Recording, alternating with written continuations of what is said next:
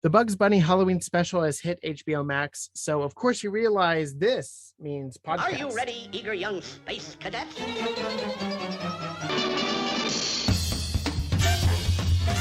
Meep, meep. I call a pussy cat. Here's the limit.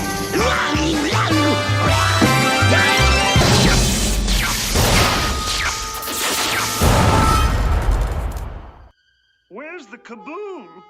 There was supposed to be an earth-shattering kaboom. Hello, and welcome to Of Course You Realize This Means Podcast. I'm your host, Jonathan Graves, and with me today, it is my honor to bring to you a TV personality on Spirit Squad, as well as a content creator in her own right. She is also on TikTok and a host of Something Scary over on YouTube. Please join me in welcoming Steffany Strange. Hi. Hi, Steffany. Hi, thanks for having me. Hi, happy to have you. And we're doing video. I know. So this is a new realm. I'm going to try to do more video content with the podcast. So there will still be the audio version for everyone listening over on iTunes, Spotify, and all of the areas where you get your podcast. But you'll also have me on YouTube and wherever else this goes. So new frontier for sure. How are you doing, and what is your history with Halloween cartoons? I'm doing good. Decorating, getting into the Halloween spirit. This is like my time. Love Halloween. So October is always a great month for me. And it's my birthday month. So it's just a win-win all around. Awesome. Happy early birthday. Thank you. Yeah. My history. So I want to say that my parents, they grew up with like Looney Tunes. Like, I think that's something that I can always tune into. And my parents will also watch with me versus like if I were to watch like the Powerpuff Girls or something on like Cartoon Network, they would probably not care as much. But Looney Tunes, I think, was something that was definitely pushed by like my older relatives. And it was always on the weekends on cable, and I grew up watching it. And then also my sister, she had a whole thing on Tweety Bird. In fact, cool. Yeah, I don't know if she wants me to share this, but I'm going to share it because it's my sister, and that's what siblings do. She used to call her boyfriend Tweety Bird, so it's like kind of crushed for me because like we loved Tweety Bird, and I now think of her ex-boyfriend. But I loved Tweety Bird, and I remember we had like the big stuffed animals and everything. They used to have them at the fair. Yeah. Oh, wow. Yeah. Here in LA? I think so. Yeah. For context, my sister, she was a 90s teenager. She was into that whole thing. And yeah, I remember she came home and she's like, look what I won. I'm like, that's really cool. So really fun memories on that. Tweety Bird, different meanings. I understand that completely. There are, annotations and, characters that we associate with certain people in our lives. And yeah, it's a really weird thing whenever, someone's doing a podcast that, hits those nerves or memories. But thank you for shouting out Cartoon Network. That's actually celebrating 30 years since its debut on Turner or TNT, and, how Cartoon Network came to be its own channel, and started with Space Ghost and some retro cartoons such as Flintstones and Looney Tunes. And so congratulations to Cartoon Network for still being around. But I also want to send a thank you to whoever created Toonheads, because that kind of gave birth to my love of the animation history. So that like delved into different character backgrounds, like first appearances, and the history of some directors and everything behind the scenes. So that was really fun to enjoy as an adult whenever I go back and watch reruns of that you can find on YouTube.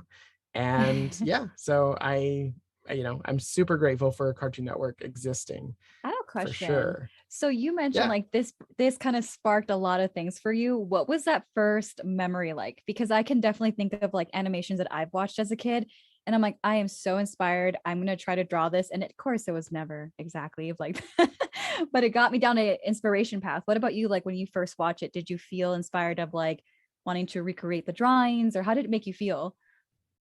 So like whenever I was watching like the documentaries about like the original creators of these things, it made me want to I guess read more about it, do more research, watch more cartoons, and just learn as much as possible, like turn into a sponge and just soak up everything.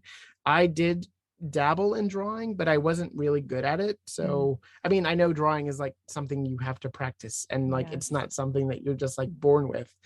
I just wanted to watch, interact, play as, because like video games and everything were of the time. Like in the 90s there were a lot of Looney Tunes video games, and I just wanted to, like, be surrounded by the characters as much as possible. And yeah, whenever I went to college, I actually had four directors that were inspiration for me, because I went to film school. I had film directors, and Chuck Jones was definitely in that list. So Ooh. and that's one of the directors we're going to be talking about, and that's a good segue because the witch is back. We have Witch Hazel in the Looney Tunes cartoon special with a slew of other characters such as Porky, Sylvester, and Daffy, and of course Bugs Bunny, who's also, titling the special. And I could not be more happy with how they treated her, with how they gave her own short, which was apparently one of the creators' first initial ideas whenever they came to him and said, hey, what do you want to do? How do you want to bring these characters back? And he was like, well, I love Witch Hazel, so we got to get her in there. And yeah, so just real quick, you watched the Witch Hazel short. Just your brief opinions. I want to give like a teaser of the special before we go into news, and then come back to the special and our review. Yes, I watching that took me back in time, of course. I loved it. It was like it took me back and made me feel like a kid again. And it was just Yeah. like, no, I didn't have to like, be philosophical with it. It was more of like, wow, this is such a cute, like, homage to things that I grew up watching. And also, like, it made me think of, I used to read Tales from the Crypt, the books. Like, I have all the books, like, not the I show. love Tales from the Crypt. Yeah. And I just like, okay, this is more of like a PG version of like the host, like the way she's like, can I even say this? Oh, we'll see. We'll see. But she was just kind of like wishing for something, like, I want to be Yeah. uglier. And then I'm like, Yeah. okay, that's so funny. And then, from their manifestation happens, right? So Right. I just was like, this kind of reminds me of like more of a PG version of the Tales from the Crypt host because of the jokes, the puns, and like the manifestation of things. That's Truly. my Yeah. connection to things for some reason. I just thought of that because when I think of someone that's funny and has like these really campy, funny jokes of like, ghoulish jokes, that just made me feel really happy. I don't know. Or the brewmate line, because that's a really good pun as well. And that made me laugh because it's such a classic Witch Hazel thing to look at the audience, like wait for the laugh and then go on and do the thing. I ate this up, and I thought the artistry behind it, the unique backgrounds, it felt like watercolor coming back, and just the way that the character was drawn, Candy Milo's performance of the character. I just thought, like, all around, it was a really good outing for Witch Hazel, and I think a lot of fans are going to really appreciate the overall level of attention to detail with her, and the way that, even whenever she like zooms out of a scene, you have the hairpins that follow her. I think it's just a really fun detail, but it just adds to that depth of like, oh, you're watching a character that obviously we haven't seen in this form in a good 60 years, and like, she's back, and that's a really important thing. So I'm really glad you liked it. No, and, I love that you pointed that out with the illustration too, because you're right. It did not feel overly CGI by any means. It made, like, I think that was part of the nostalgia too, where it was like, yes, you can tell it's been obviously, retouched to today and modern times. But when I watched it, I was like, okay, this doesn't feel like overly CGI. Whereas like, when I was watching the other like shorts and the cartoons and stuff like that, I did notice like a little bit of like a more modern thing, but that felt a lot more, like you said, watercolor. Yeah, I love that touch. Yeah, it was really pretty. For me, I love that stuff. I like more hand-drawn, like old school cartoon illustrations. A lot of throwback homages in that too. And I just couldn't get enough of it. I need like an entire series like that looks like that. I think that would be fantastic. So because this is Halloween, we're going to talk about some scary things. And the first scary thing that is happening right now is Bye Bye Bunny was threatened. Oh, no. And for us Looney Tunes fans, we were very scared that this was a project that was not going to see the light of day. And we still don't know the status.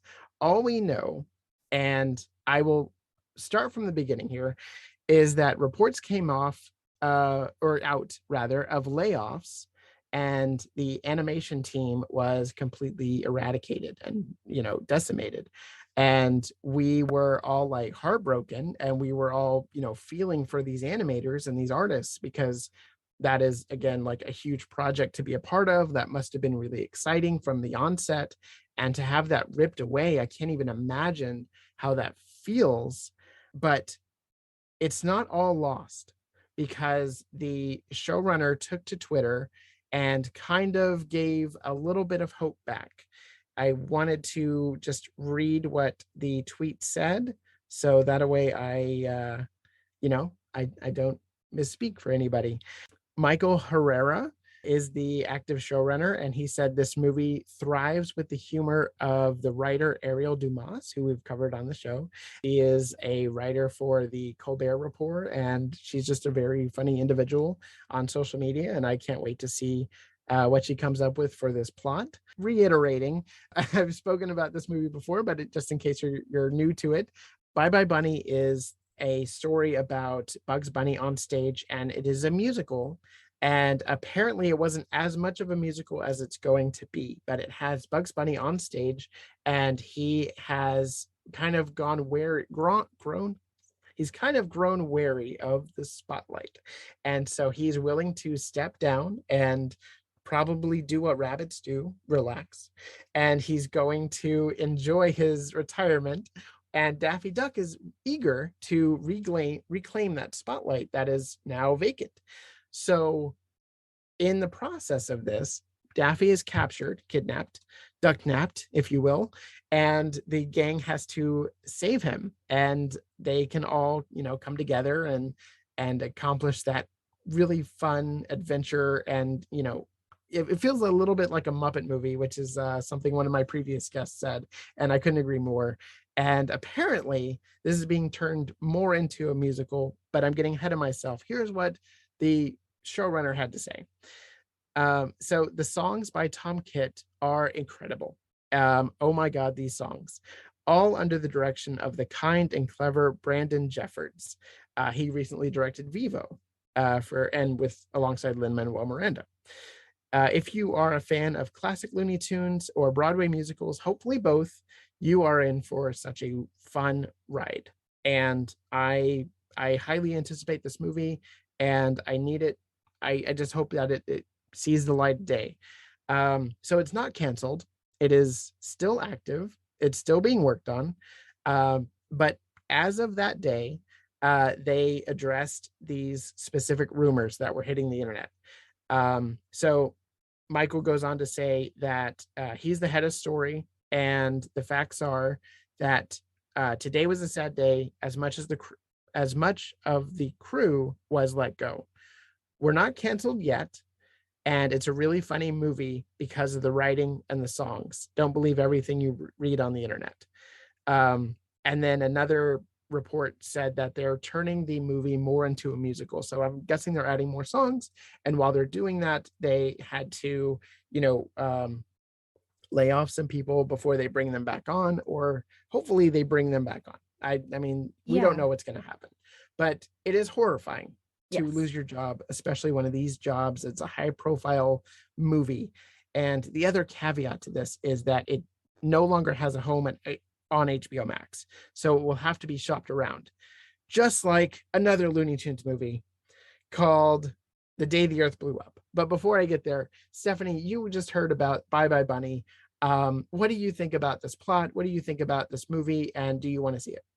I do. I think that like one of the things that I think was very disheartening, and it's very, in my opinion, I think sometimes when you lay off people and these people that are very passionate, because clearly when people are going to work on a project like this, it's not just anyone that like does not know what this project is about. It's people who are passionate about it, who have obviously fought to be here to work on this project. And when you lay them off, and it doesn't matter what the reasonings are, I think that it's very disheartening for fans because they're like, what is going on? Are they going to keep the spirit of this franchise? Are they going to keep the spirit? Because now you're hearing that it is a musical. So for me, that's kind of like a mixed emotions with that, because it's like, okay, if you're laying off people and you guys started with one goal, where is it going to go to now? And then what if another network picks it up and then they change the whole thing again? And almost like makes the fans confused, and it's hard to hype up something with so many mixed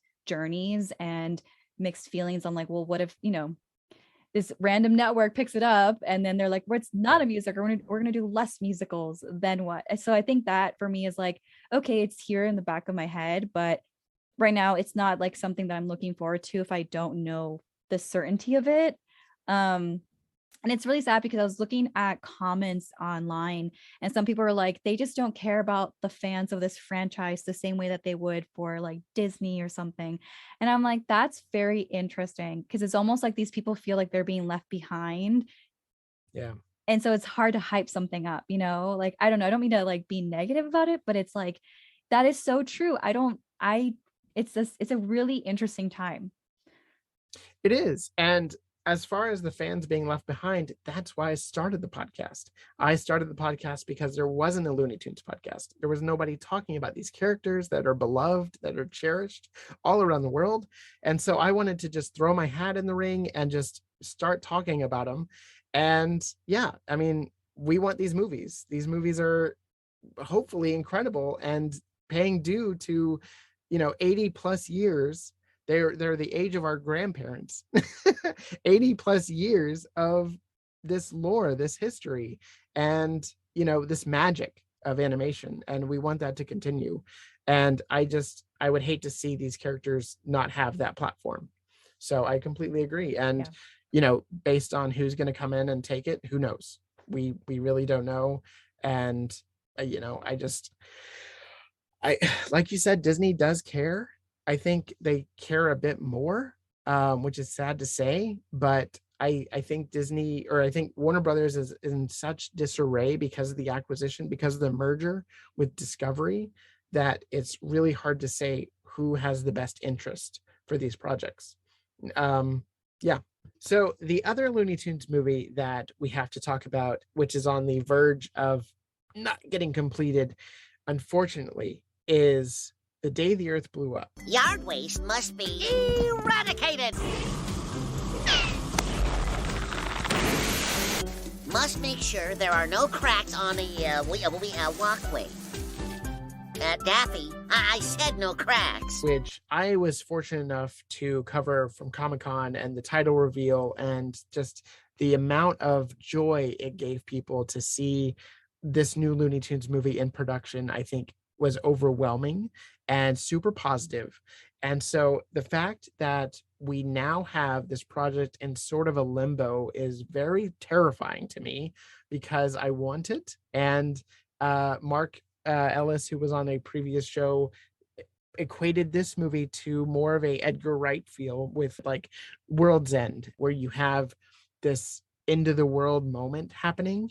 And instead of like a bar crawl, this is more like a bubblegum factory adventure, which is what Porky and Daffy get themselves into. And then they have to inadvertently probably save the world from aliens. Hopefully there's a Marvin the Martian cameo. We'll see. But it has been confirmed that Eric Bauza will be voicing both Porky and Daffy in this. And this is the first Looney Tunes cartoons movie, so the same style that we see in the shorts that we're gonna talk about with the Halloween special. This is the same team.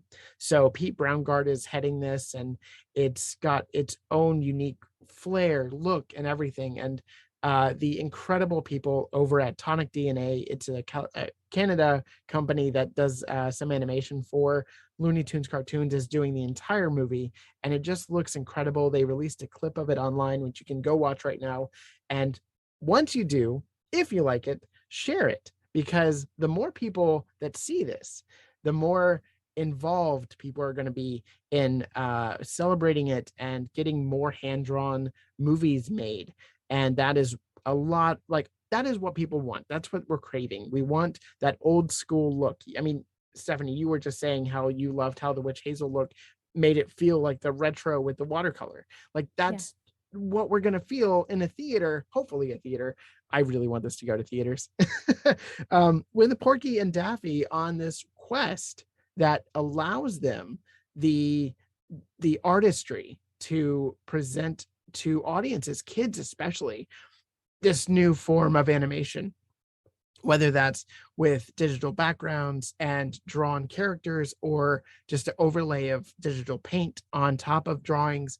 I just think it comes off like so much better than just fully CG 3D.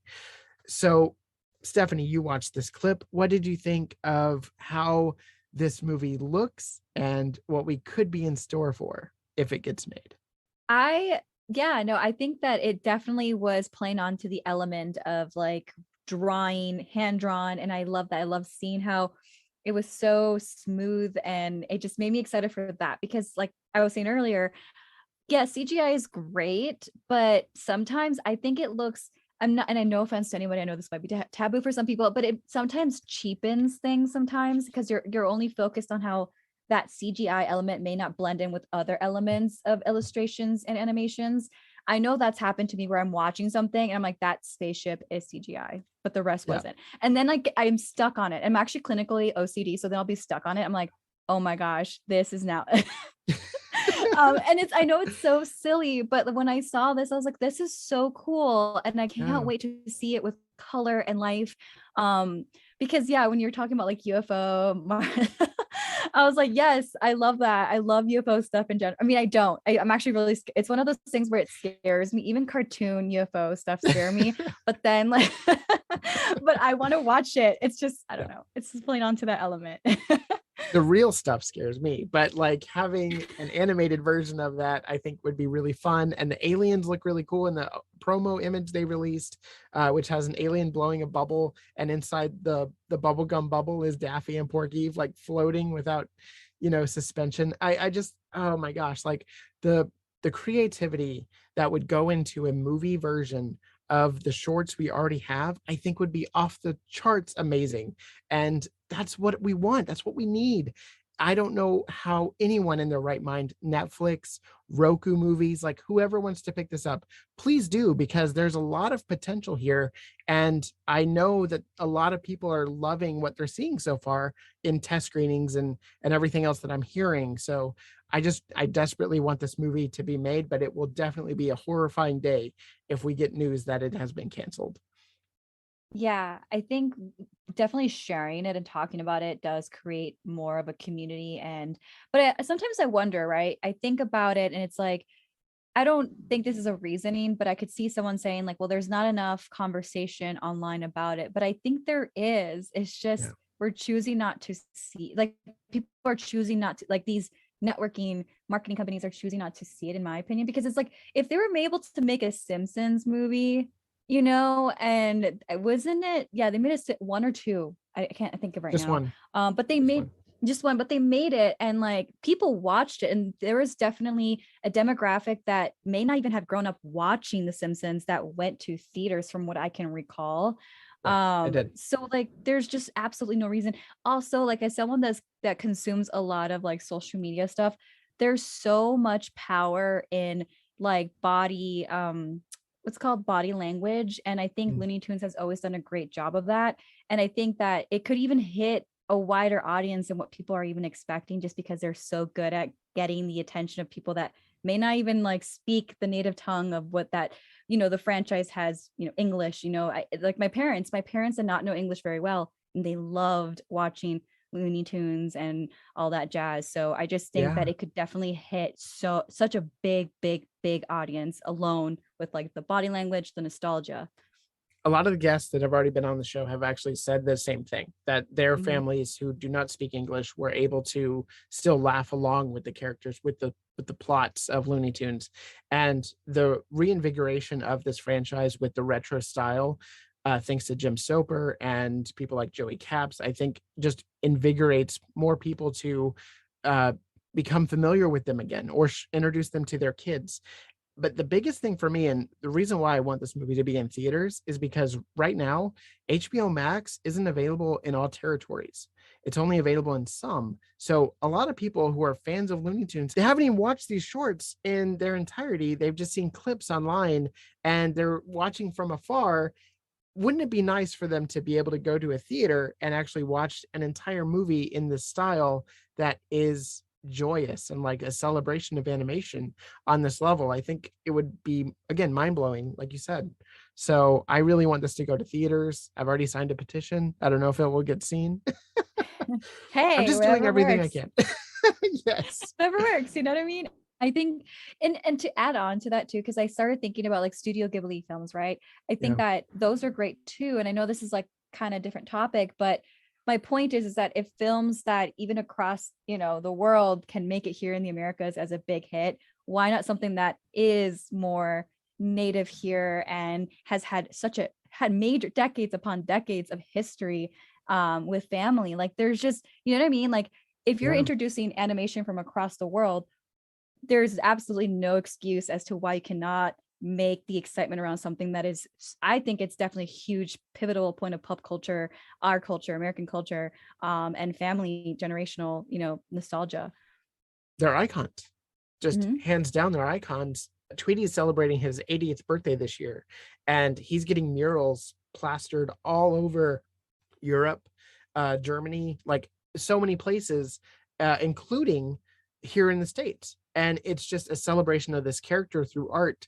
And I just love the fact that people are recognizing him and taking photos, and I'm sharing the photos on the social media. So if you're following the social media, you're definitely seeing them, and you're definitely seeing the celebration come to life. And that's just what I want to continue. That's what I want in theaters. I know Space Jam was, you know, divisive, but ultimately, like, kids loved it. Toy sales were off the charts. So there is a demand. I just hope that, and I really want Looney Tunes cartoons toys. Can you imagine a Witch Hazel toy like that you can have? Like, I've never had a Witch Hazel toy. I don't think they've ever made one. I don't know. If they have, please put in the comments, like, link me the eBay. You know what's funny? I even thought of like animatronics. Like I would have that in front of my house for Halloween, like an animatronic of her, and be like, here, I want her to hand out treats or something. I would totally have something like that. I do know last year they had the first ever Taz inflatable, and it was Taz in a cauldron. So it was Halloween inspired. But like Taz, okay, cool. I love Taz, but like Witch Hazel, like, let's do that one. Yeah. More appropriate. I love Taz too. That was my nickname as a kid because I spoke really fast. I mean, I still do, but people call me Taz. Amazing. I actually had I had a schoolmate who drew incredible art. This is the other reason why I was like not even attempting to draw, because I had a friend that drew everything for me. And I was like, can you draw Taz? And he's like, I love drawing Taz. And he drew me this really fun Taz, and he was like in the second grade. And it was like amazing. It was detailed, like as detailed as you would find in the show. That is so cool. I love that. Yeah. I totally forgot about that memory. So thank you for bringing that up. Yeah, definitely. So moving on, let's dive into this Halloween spectacular. Trick or treat yourself to a spooky new special, Bugs Bunny Hall-O-Skreem Spooktacula. What do you know? It's not just witchful thinking. It's so nice to have a broom made. All your favorite Looney characters are creeping it real in a boo special. Perhaps you didn't hear me. We have Bugs Bunny getting a massage. We have Witch Hazel trying to track down a spider for a potion. And we have Daffy and Porky trying to bury Daffy's best friend. So let's go into it. The first short in this is called Graveyard Goofs. Graveyard Goofs. This is directed by Ryan Kramer, an outstanding director on Looney Tunes cartoons. He's done many shorts that I have praised. And this one just continues that trend. You have Porky, who is anxious, scared, paired with Daffy, the wacky Daffy, who is eager to bury this coffin filled with his best friend, who really knew how to light up a room and was his biggest form of entertainment. So you watched this short. What did you think of this short? And were there any gags that stood out? I was getting very philosophical with this, actually. I don't mean to get ahead of myself, but out of a lot of the ones that I watch, I was like, this is getting me into philosophical mode. Because, okay, so spoiler alert. Yeah, listeners, we're gonna spoil this. So again, if you have not watched the Looney Tunes Halloween special, go watch it right now and then come back. Yes. I actually was thinking about the how society the first joke. Someone said, well, once you're done getting your blue screened boyfriend out of your face, then I can get your attention. And it was like an elderly folk that said that to me. I'm like, my blue screened boyfriend. And I looked up and I'm like, it's my freaking phone. And so when I watched this, I thought of that joke and I busted out laughing. I was like, no way is this now I'm seeing what I heard in real life years ago. And now I'm hearing it again. And I'm like, okay, so in a way, because when I first heard the joke of this elderly man telling me he's, throwing jokes at me, he was a nice person besides of what I'm saying. And I thought about how you're right, in a way, the thing that we hold so valuable in life is that little blue box in our hand. And it's also the TV, but it's also, it's becoming now condensed into a phone. And I started thinking about how people will lose morality in the name of this little blue screen in your pocket. And, one of the things that I heard when I got married was people lose morality in weddings and funerals. And so I thought about that too. I'm like, so this is touching the confines of morality when people die, and how people can be very disrespectful in cemeteries, and how people can value technology over people, and how I was getting very into cybers. Wow, no, that's fascinating. No, I really like that. That's fascinating. I don't know if the writers were intending that, but I love bringing philosophical ideas into these types of structures, like short form stories that can actually look like, if you look at it from a certain way, it goes deeper than the surface level. And having this,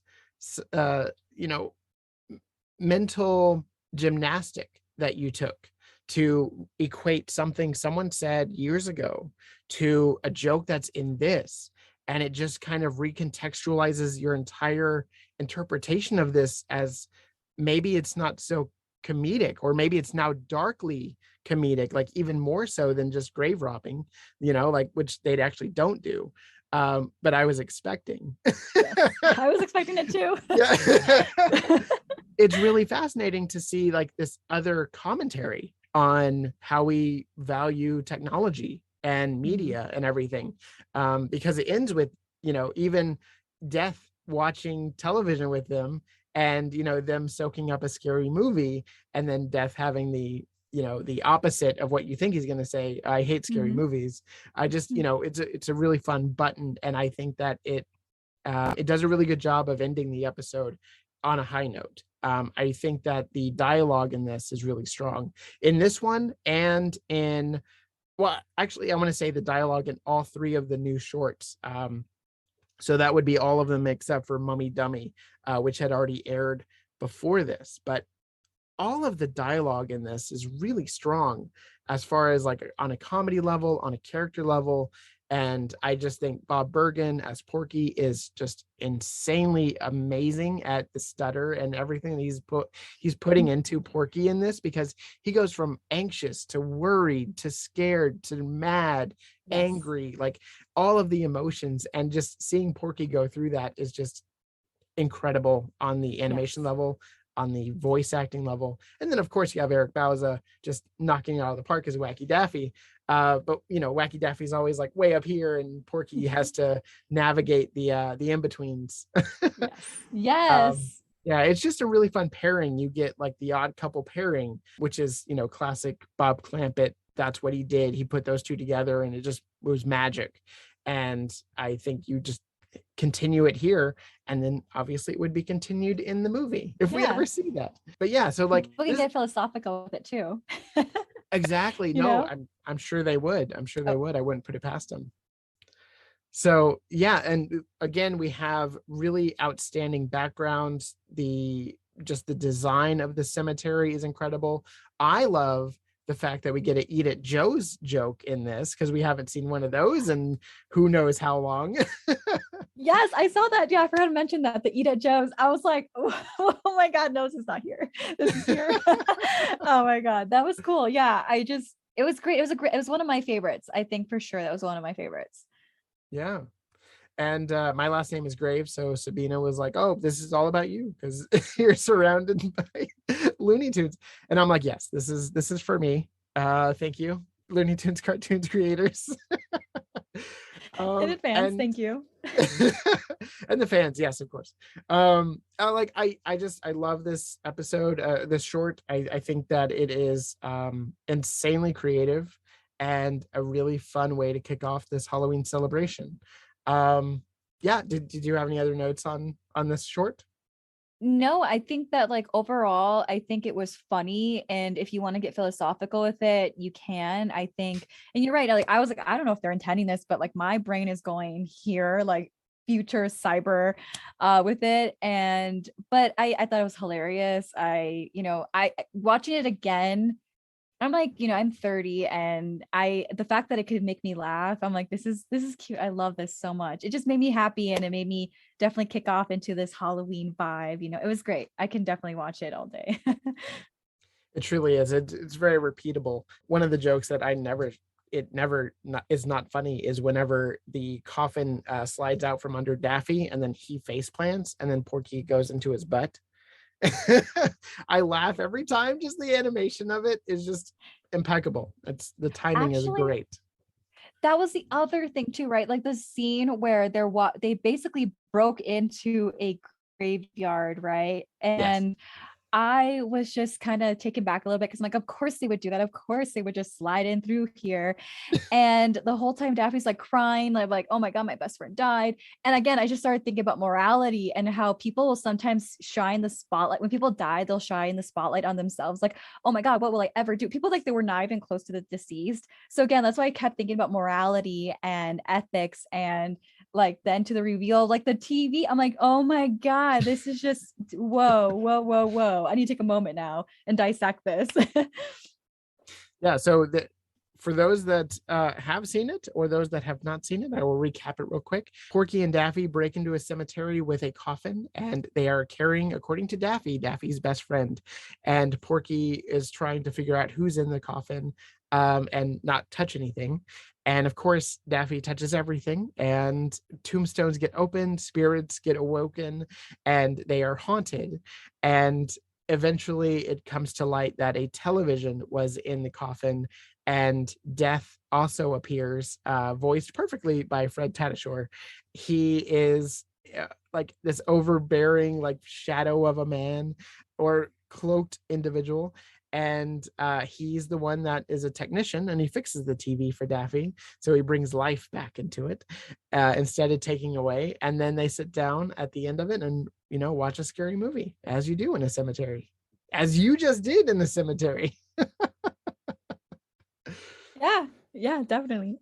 Because don't you think too, by fixing the TV, that also has like the theme of how there's life and death and how like death can bring life again and rebirth? I don't know. No, again, absolutely. Continuing the philosophical.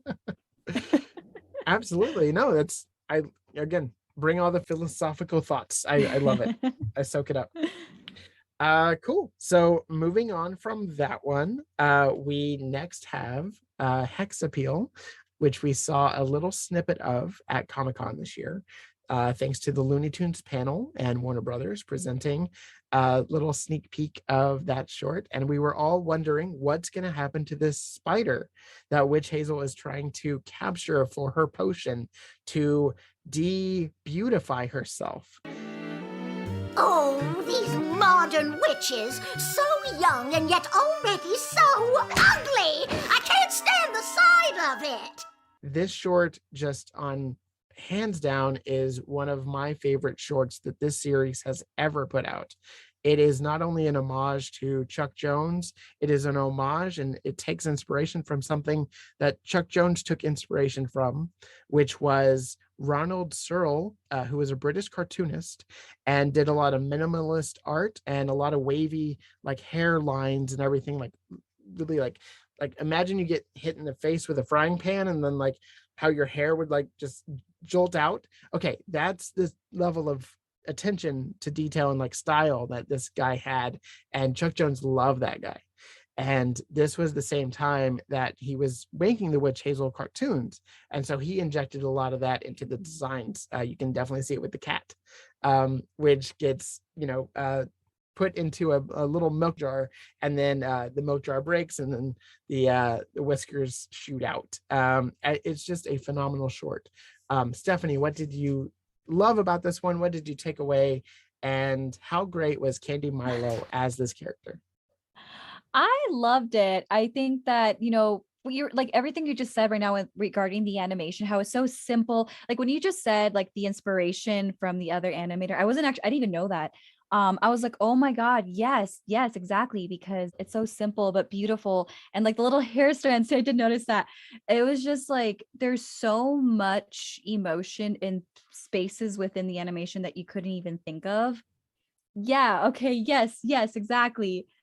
I love stuff like that too, because I think that you don't think about, when you think of emotions, you don't think necessarily that it's the hair, or like even like when people sweat or like little things like that in animation, you don't realize it until you actually physically see it. And you're like, yes, it's so simple, but it's so genius.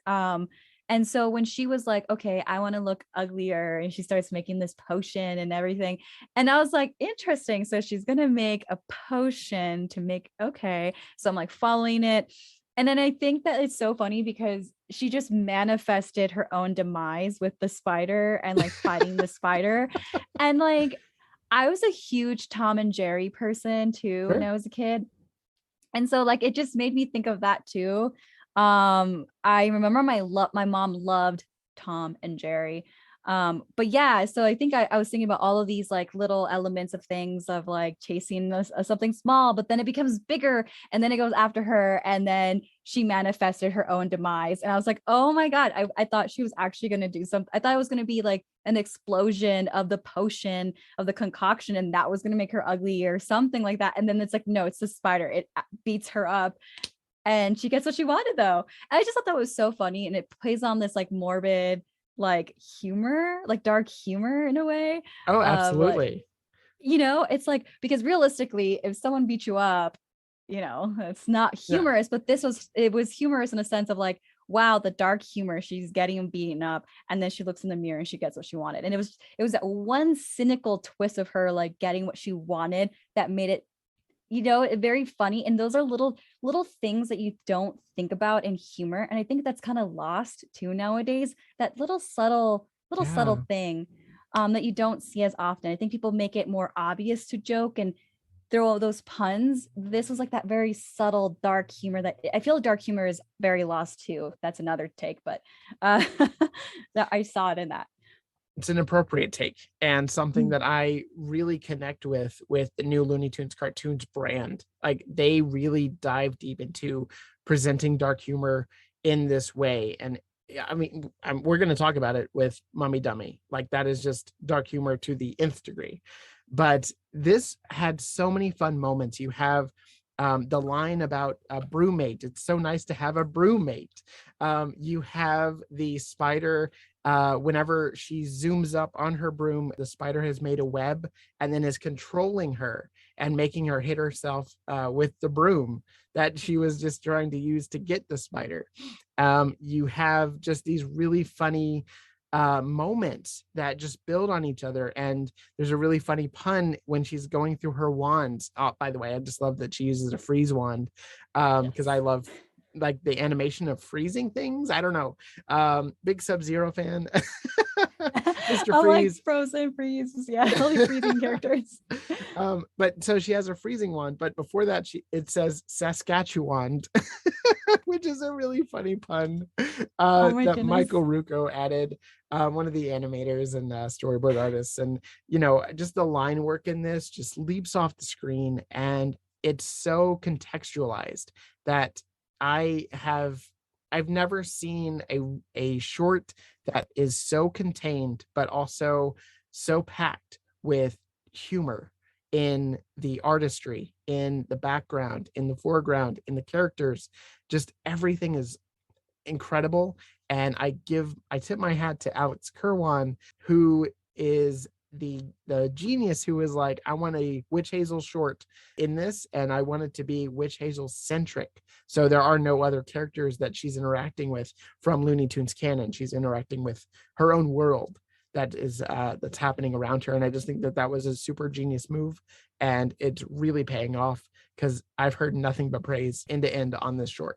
I didn't even think about that. You're right. She was in her own world. You're right. Because going from the previous short, which was the the Graveyard Goofs, to this, because obviously you're seeing both energies in the first short, but then you see, and then it transitions to this, and you're like, okay, so she's interacting by herself. And it just goes to show though, like how strong of a character to have so much going on in that short. And it was entertaining the whole time. Like, I know once did I look away on my phone or anything, I was like glued to that screen because I was like, okay, what next? When is she gonna get the spider? Wait, she's like zapping things now. What is going on here? Again, I think that was great because you're right, it shows how strong and how much weight this character can have. So truly. And I'm going to give praise to the team for this. I'm just a fan, and I noticed, and I was happy about it. But when the spider falls into the growth serum, he comes out and he has this drunk hiccup, and I was like, that sounds a lot like Mel Blanc. And it was revealed that Mel Blanc, the audio was actually used from the archives and put into this short, and it was written in the story notes that they wanted to use the Mel Blanc sound of the hiccup, something that Mel Blanc was known for back in the day, and they did it. They injected Mel Blanc, and the short is better for it. So you have a little bit of history with this short as well, being injected back into something modern. So again, just elevating the entire thing. Ooh. Yeah. So, oh my God, good catch. Oh, thank you. But I give it all to the artists and the team over at Warner Brothers Animation, and the team headed by Pete Browngarden, just everybody over there. It's a joy to watch these. I wish we had more coming out. So far this year, we've only had the Valentine's Day special and the Halloween special. So we need more. We definitely need more. And I have recommendations to keep this Halloween, celebration going this year. If you want some recommendations for classic shorts or shorts that have come out already in this series that you may have missed. So before I get there, let's continue on. And we have In for Trouble. In for Trouble. Yes, thank you. In for Trouble is directed by David Gemmell. David Gemmell also directed Hex Appeal. So shout out to David Gemmell. So In for Trouble is akin to the classic Chuck Jones short, Cause for Alarm, which had Porky and Sylvester in a haunted castle. And they took some inspiration from that and applied it here. And you have a wonderful short, all-timer, I would say, where you have a serial killer on the loose, and he has just killed not too different than Psycho, where he's killed somebody working at a hotel and takes over the duties of the clerk. And Porky and Sylvester arrive. Sylvester's the only one seeing what's happening. He sees the news clip of the escaped convict. He sees the dead body of the previous clerk, and he sees all the attempts of murder in this hotel, or motel rather. And Porky is completely oblivious, which adds to the comedy. It's just the timing is impeccable. Obviously the animation is impeccable. But yes, you just watched In for Trouble. Wonderful name. Steffany, what did you think of this short? Yes, I definitely was thinking of Psycho immediately when I saw this. And even like the colors, I actually thought the fact that the killer was a different color, like green, Mhm. I was thinking of just like the undertones of like sin, because I've heard before that Ah, sometimes there's like the seven deadly sins in this stuff. So I was like, okay, so green, I know there's envy, there's like different I guess like I got all philosophical with it again. I'm like me getting okay. all philosophical. It's all good. It's But welcome. yeah, Open I was forum. thinking, yeah, I guess I was thinking of like seven deadly sins. And for some reason, I know that there's probably different sins. I'm sure there's different inputs and they're welcomed. But for me, the most thing that I thought was that he was not the same color as like the other humans in that universe, I guess, or from what I had seen in all of these. And so Yeah. green, I'm like, interesting. Okay, so you are obviously evil. Green can just stand for evil. Um, and I just I kept laughing because again it played with the dark humor of it, because we're so used to have seen these classic, especially if you love horror movies and classics, you're used to have seen the whole hotel thing, Bates Motel. And so I was thinking about all these classical movies, but then it took a spin and it made me see it in a different way, I suppose, of how oblivious people are sometimes when there's an institution that is meant for something. People be oblivious for so many different reasons. And it's not just like, oh, no one's going to kill me, but it's also the idea that like if you go to a hotel, people don't check for certain things that are dangerous in hotels, like bed bugs, something very simple. Yeah. But I was thinking about all these things that people do. And, even now, like there's a lot of scary stories with like Airbnbs and hotels and bringing an extra lock in your house or in your hotel if you're traveling alone, or precaution to take. And none of the things that obviously Porky did. It's good advice um though. yeah, and I was just thinking about that too, like how it's still playing, like yes, we can talk about the classic stuff and how it's playing homage to that, and it's making a funny like reconvention of that. But I was enjoying the fact that in a way it's still relevant though, besides the fact that it's a horror themed, because people are always not checking things that they should in hotel rooms. I don't know, that's where I was getting it. And plus like he was green, I'm like, see, I think the colors mean something here. I feel like they do mean something here. Well, I love the green whenever it's shown in Porky and Sylvester's eyes when they first get there and they're silhouetted and it's just their shadows, but their eyes are green. Like I think that was it was such a unique choice, but also it elevated the suspense because they're going somewhere that is a little off. So I think that definitely added, and I think there's always something to look forward to in what colors people choose for the Mhm. characters or for backgrounds or anything like that. Definitely always keep an eye out for colors. Why, certainly. I just need you to sign your name into our guest book, and the room is yours. Oh, and one more thing I wanted to mention, that the killer's name is Alabaster Cuckoo Kerwan. Kerwan is the last name of the supervising animation director on this show. So I thought it was really funny that they added him in that sense to like pay homage to that as the classics, or put in Jones or Freeling or somewhere like that. So I thought that was really funny too. That is so neat. I didn't even know that. Supervising producer, rather. Yeah, Alex Kerwan, supervising producer, got added to the naming of that character. So that was fun.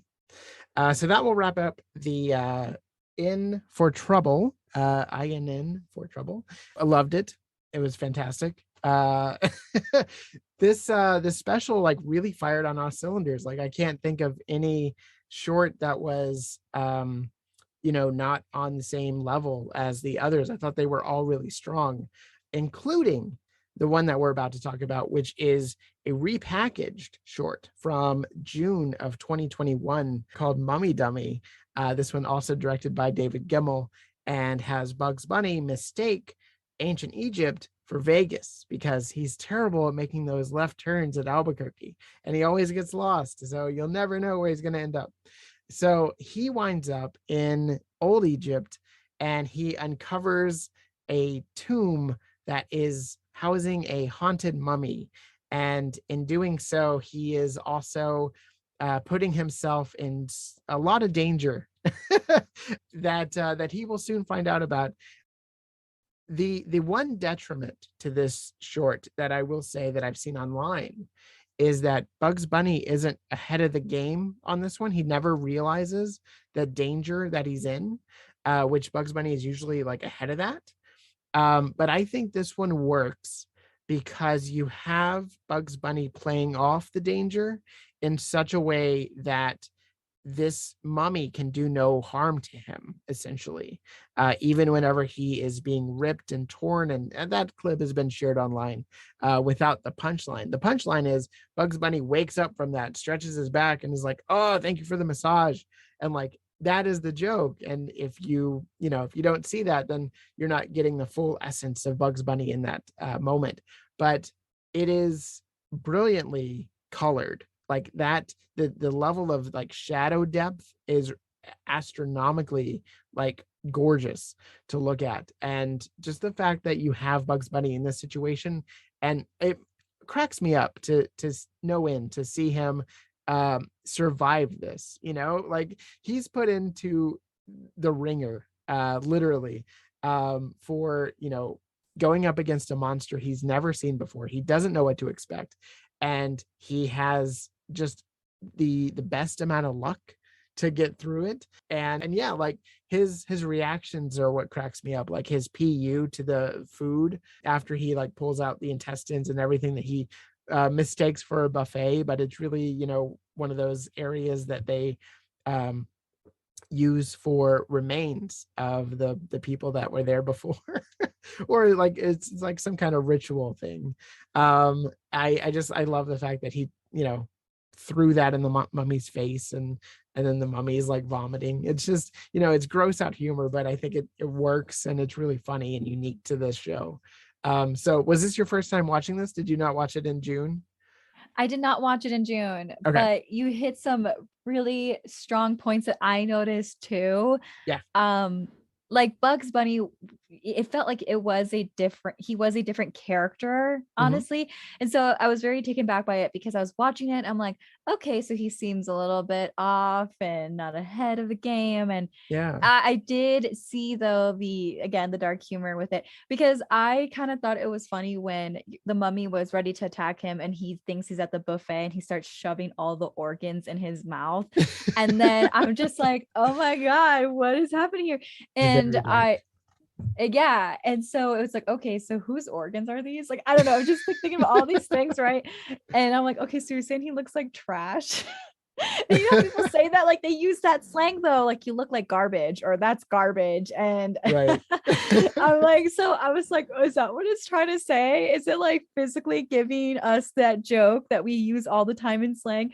So I started thinking about that. And then also, you're right. Now that you were talking about the whole thing about like Bugs Bunny and how there is the feedback received on the character and how this was portrayed throughout the short, I started to think, I'm like, well, maybe he really needed that vacation then, I guess, because he was not ahead of the game.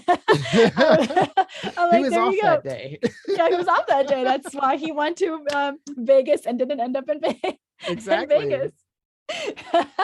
But yes, the scene where like the mummy's just like finally gets at him and starts trying to like rip him up, and you're hearing all the cracking and everything, and the scene turns dramatically red, and you're like, oh my God, what is happening? Like I actually did gasp. I'm like, oh, I was like, what is happening? What is it? Actually got me. I was like very gullible.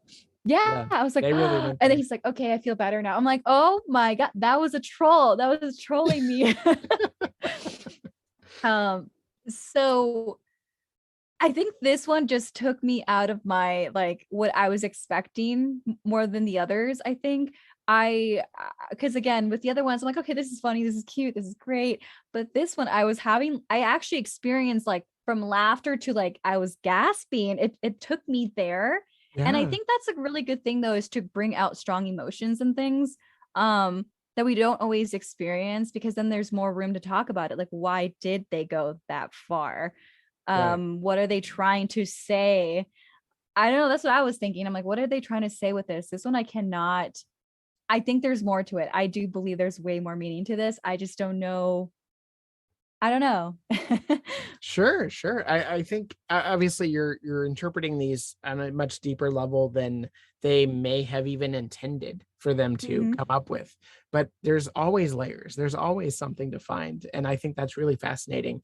I would take another look at this one just to see if, by calling the mummy trash and like having him as the disposal, and then Bugs using his foot to like smash down the food and it's getting stuck on his rabbit's foot and coming back, it's really wild. It's really bizarre. But yeah, it is trying to say something. I don't have my finger on the pulse of that just yet, but I would say Bugs is definitely one carrot short of a carrot cake in this one, and that makes it a lot of fun.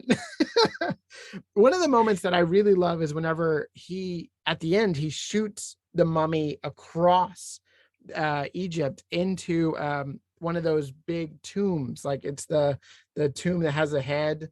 What are those called? Like the pyramids. It's like a pyramid, with a head on it.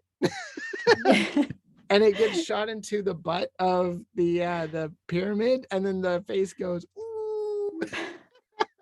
I just love that moment. It's phenomenal.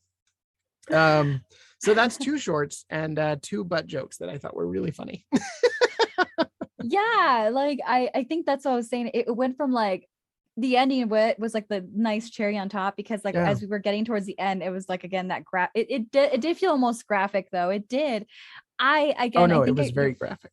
It was very graphic. Yeah, and again, because like the whole time I'm watching, I'm like, okay, I know, Steffany, you need to calm down. It's probably not this philosophical, but I get there with these cartoons. I think it's funny because when I was a kid, I didn't think anything of it, but now I'm like, no, I feel like there's like so many meanings of things, and maybe because like I've been seeing the memes online and how people like apply it to real life. I'm almost wondering if like there might be something in my psyche over time that I'm like, okay, so I've been seeing these memes like since the early 2000s. Here we are, I'm watching this, and I'm like, am I slowly? But I think as adults, we tend to look at cartoons and things so differently as well. So it's always refreshing to visit it with adult pair of lens versus when you were a kid and you're like, I remember seeing the scene, I thought nothing of it, and then an adult comes, they're like, oh, this is too graphic for children, but kids did not see it that way whatsoever. Which happened a lot back in the day. And also, when Looney Tunes were in theaters and they were made by adults, they were not for kids. They were not intended for kids. They were intended for all audiences, but mainly audiences that would be in on the joke that they were parodying or making fun of, or taking the salt out of. Like those kind of moments don't really translate to a kid because they don't know the context. I literally just came across a thread over the weekend of people showing off like gifts from Scary Movie and the whole like what's up scene, and kids, younger Twitter users going, what movie is this? What's this from? And having no context of the movie, the Budweiser commercial, like none of it. And I actually commented and I was like, that actually is why Looney Tunes gets away with more things than other franchises, because they're parodying other things. And you then, like, after years and years, and those the things that they were parodying go away, you just equate those jokes to Looney Tunes, and then they become even smarter and they age really well. Some of them, there are issues. Yeah I know. I mean, definitely. But like on the comedic level, a lot of those jokes, they are now praised for being original, whereas they were actually parodying something else. And and this one, I actually don't think this parodies anything. I think this is wholly original. I can't think of anything that this would parody. Yeah. Unless you can think of something. I don't. Yeah. No, I don't think I can. No. Yeah. Wow. I had Joey Cabs on the show, and he said whenever he saw the storyboards for it, he was like, whoa, you guys are really going for it. I don't know if that's going to translate. But like having that injected into something like this, I think definitely separates it from the family affair, from what you're used to in a cartoon. And you're like, so where do I categorize Looney Tunes cartoons? Is it adult animation? Is it kid-friendly animation? Is it family-friendly animation? Because my family watched this short and they were like, that's disturbing. So, I don't know, but I love it. They make it for me, so I'm happy. Yeah, I mean, I think overall but I've always felt like Looney Tunes has always pushed the bar for Yes. things. And so like when I did watch the Mummy Dummy, because out of all of them, this one was the one that was like, it gave me mixed feelings at first. I'm not gonna lie. Like it took me a moment to like look at it. I'm not gonna say I didn't enjoy it because I did enjoy it. It was funny, and I'm always gonna enjoy these things where it's like, hey, I laughed. I'm okay with that. But this one did take me a little bit back. And I think because they were basically trying to push and be outside of the box than what people would normally expect, almost, especially for like hardcore fans, I feel like too. And so I think that if we're talking about it and we're feeling mixed emotions, I think it did its job though, all in all, because I think even back then, I feel like this whole franchise in general has always left people with mixed emotions, and it's always been controversial. So in a way, this is kind of resetting that wheel again. No, absolutely. I couldn't agree more. And, pushing the boundary on what we accept as like a children's animated cartoon is something that, again, this franchise does really well. And they also do parody really well. One of my recommendations, if you want to keep going on this Halloween inspired short series, is one of the shorts from the first season, which is called Boo Appetit, and that has Tweety and Sylvester going at each other, and there are Ghostbuster references and homages in that. So you have another layer to it. You not only have Tweety haunting Sylvester, but you have these really fun 80s references to go along with it, all the way down to Tweety saying, "I ain't afraid of no putty." So it's just, adding to the layer. There's another one that I would recommend, which is from that same first season, called Big League Beast. That one just hands down is one of my favorite all-time Looney Tunes cartoon shorts. It almost hits the classics for me, and they fired with like such strong out of the gate animation, voice acting. It's just an amazing short, so I highly recommend that one as well. And just keep it going. Like, watch these shorts, talk about these shorts. I mean, that's what we're here to do. And so Steffany, overall, what did you think of this short, or this special rather? And would you continue watching these shorts? Yeah, I love them. I think that it was for me, it was like revisiting my childhood. And I feel like it's always nice to go back and revisit that part of yourself. Especially for me, because I'll be honest, I have not been watching TV as much as I would like, or just having my own leisure time. And especially like since I moved out here. And so this was like a nice, like my own self-care day.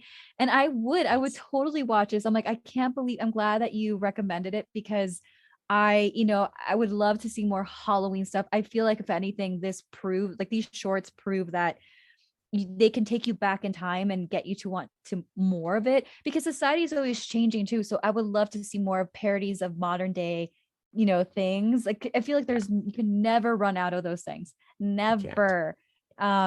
So I would love to see more of that. I feel like Halloween too, in my opinion, Halloween is not dying off, but it's missing that element, that like macabre, like dark humor element, that campy element to it. And I definitely think this could definitely revitalize that and make it more exciting, especially with like the first two, like Hex Appeal and like the Graveyard Goofs, because I seriously started thinking about like morbid, macabre things, but I was laughing at it too at the same time. And I have not had that feeling in a very long time. Agreed. Yeah, I'm really glad that this came out this year, and I wish it was longer, but like, we can extend it. We can have recommendations from the earlier ones that are spooky. But yeah, I thought that the feels that you get with this made me feel like I was like, 10 years old again, watching Looney Tunes, or watching one of the classic Halloween specials of the time. and Cartoon Network did a lot of those. I just, I concur entirely with you. That I miss that feeling. Because I'm thinking about what people are hyped about now, and I've seen people like cartoons, and it's like, because I think like Monster High, and I'm not ripping on that or anything like that. I'm just saying that that's what I'm seeing, different outlets, and that's cool. But again, for me, for my generational, like for what I grew up with, I want to see like the dark humor done right, because that's also a missing element. And I definitely think this is a great way to revitalize certain elements that we grew up with. Yeah. Absolutely. Yeah. And some recommendations for classic shorts are Transylvania 6500 with Bugs Bunny and Count Blood Count. I just posted a clip of that one on the Instagram. And Broomstick Bunny, which is one of the first Witch Hazel appearances. And you have Broomstick Bunny, you have Witch Hazel against Bugs Bunny, and that's always fun. So yes, that will do it. I do have some clever little Easter eggs that they hid in the special, which at the very beginning, you see the silhouettes of some characters. You see Mr. Hyde from Hyde and Hare, which is a short by Friz Freleng, and that is Dr. Jekyll, Mr. Hyde going up against Bugs Bunny. You have Monster Tweety from Hide and Go Tweet. And you have Witch Hazel, which introduces the title of Bugs Bunny's Hall-O-Skreem Spooktacula. So it was really fun all around. I love the animation. I cannot wait to watch this again and with more people. And I just highly recommend it. And keep on watching cartoons. Steffany, where can people find you online? You can find me Steffany_strange on Instagram, TikTok, YouTube. Those are my main 3 platforms right now. Cool. Thank you again for being on the show. This was a lot of fun. You can find the podcast on YouTube, on Twitter. I have OFC This Means Pod over there, and then This Means Podcast on Instagram and Facebook. I've also launched a revamped version of the Patreon, and what's going to happen is on the Patreon, if you subscribe, you'll get a newsletter for the month that we are about to be in, and then it will have all of the shows that I have planned along with their guests, and then I will also have a show for that week dropping on Thursdays, which is the normal day that this goes up. And then the following week will be the normal release, which will be on Mondays. So we're changing things up a bit, trying to, recoup some of the costs, trying to get better mics, better areas to record in, some of the things that I can definitely utilize, and a camera so I can have more video content coming your way. So anyways, this is all to help you and me a little bit, but I want to keep going. I want to keep talking about Looney Tunes, and this is one of the most viable ways for me to do it. So this modern day and age is all about Patreon. So let's give that a go. And as always, that's not all, folks. Have a good day. La da dee dee da da la da da da da da da abracadabra. Another one? They ought to screen this place. La da dee dee da da la da da da da da da hocus pocus.